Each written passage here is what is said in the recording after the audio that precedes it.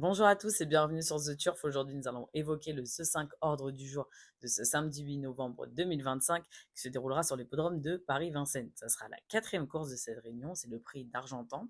Nous sommes sur une distance de 2700 mètres de la grande piste de Vincennes. C'est pour des 6, 7 et 8 ans ayant gagné au moins 80 000 euros, mais pas 350 000. Il y aura 13 partants avec un départ initialement prévu pour 15h15. En première position, je vous ai mis numéro 4, il s'agit de Iguane de Caponnet. Ce 7 ans détient une toute première chance, il s'est déjà imposé sur ce tracé. L'entente avec son driver se passe à merveille, il est en forme et aborde ce The5 avec confiance. Présenté en mode course, je crois en sa candidature pour remporter cette course aujourd'hui. Ensuite, en deuxième position, numéro 7, il s'agit de Hadès de Liton. Il a pris beaucoup de gains cette année et donc il monte légèrement de catégorie, mais il ne faut pas le sous-estimer. Malgré que ce soit un meilleur droitier, n'oublions pas qu'il a été dominé qu'une seule fois en 2025. Je sais qu'il donnera encore une fois le meilleur de lui-même et je crois en lui aujourd'hui pour venir créer la surprise dans ce The 5 ordre. Ensuite, en troisième position, le numéro 6, il s'agit de Habit de Soirée. Il est complètement dans sa catégorie, il est d'une belle régularité, il a repris un peu de fraîcheur car il n'a pas couru depuis fin septembre. De plus, il aura pour lui la drive d'Eric Raffin qui est dans une belle forme. Je pense qu'avec un parcours à son avantage que lui donnera son pilote, je ne serais pas surprise de le voir monter sur le podium aujourd'hui. Attention à lui.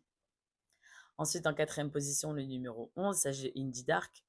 Le protégé de Jean-François Marie est un adepte de l'hippodrome de Vincennes. Il trouve ici un très bon engagement. Il a la confiance de son entourage. C'est un sérieux concurrent. On compte sur lui également. Ensuite, en cinquième position, le numéro 8, il s'agit de Ibisabella.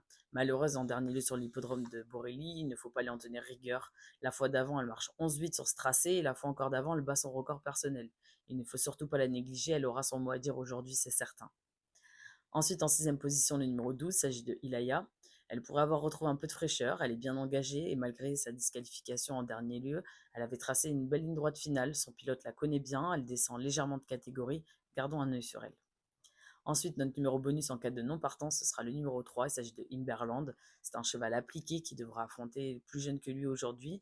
J'ai besoin qu'il me rassure pour le mettre plus haut dans mon jeu. J'ai pris des risques, certes, mais c'est un The 5 assez ouvert, il a fallu faire des choix et je vous récapitule les miens. 4, 7, 6, 11, 8, 12 et notre numéro bonus, le 3.